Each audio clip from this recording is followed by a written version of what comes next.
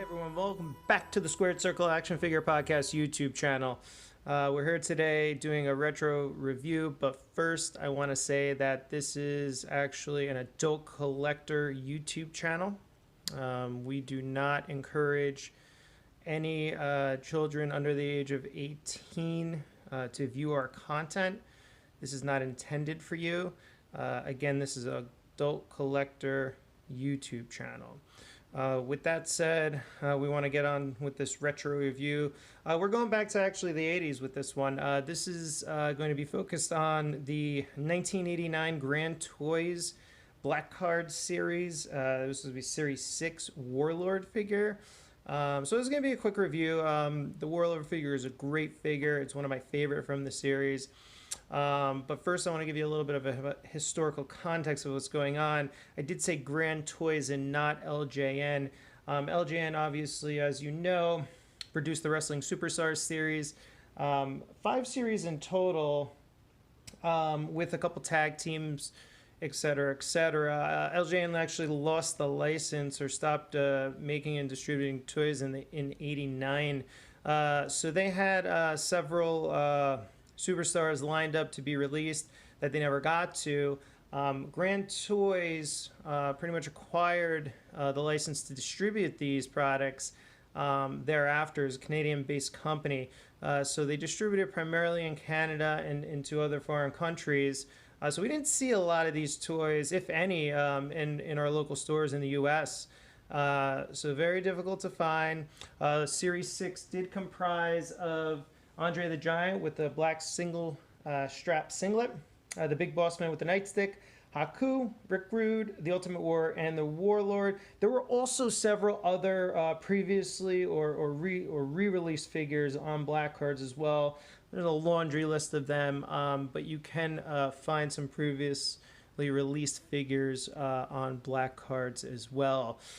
With that said, they did get to, obviously, the ones I mentioned. There were a few others that were unreleased that we know of, that were on back of cards and whatnot. And I hope it comes to light why they were never put out there. I just think that the Hasbro license came so quickly in the 90s that there wasn't enough turnaround time to finish or produce what they had planned, unfortunately. But fortunate for us, we did get some amazing figures by Hasbro in the 90s. So, and they kind of moved away from this kind of statuesque look to more friendly playability. With that said, let's get on to reviewing this figure. It's pretty basic. I mean, again, it's that statue kind of harder plastic look that LJN and Grand Toys obviously was known for. So they were bash and brawlers, as I'd like to say. This Warlord figure right here is very basic. He's got his boots here, his tights, his wristbands. They are all black. You can see that there's some sculpting in the shoelaces here on the boots, but nothing really terrible here. It's all one body mold, you know. These were in big kind of casted, I would say, like resin casted molds. They were injected with plastic that would fill the mold. It would set in this design, and then it would be taken out and obviously painted after that. Some of the molds do exist on eBay, so if you wanted to check them out, I'll throw a link so you can check them out. They're pretty fun and pretty unique. So with this said, you have very basic figure, but I really like to note on these is the actual bodies were great. They were sculpted and muscular like the individual superstars were, especially with this Warlord figure. He was always known to be very muscular, and that is represented in the body. So they really knocked it out of the park there. And then the head sculpt was amazing. I'll bring this down here. You can see in this Warlord figure, it's pretty accurate. I mean, it looks like Warlord, a young Powers of Pain Warlord, which is his figure is based off of his run with the Barbarian as his the tag team Powers of Pain. He's got the actual face paint around the eyes, which is outlined in that baby blue, and then filled in with black. The beard is really nice too. It's a good sculpt. And then even the hair, they got the hair accurate, kind of in that mohawked look with the balding on top, with the 2 different hair colors.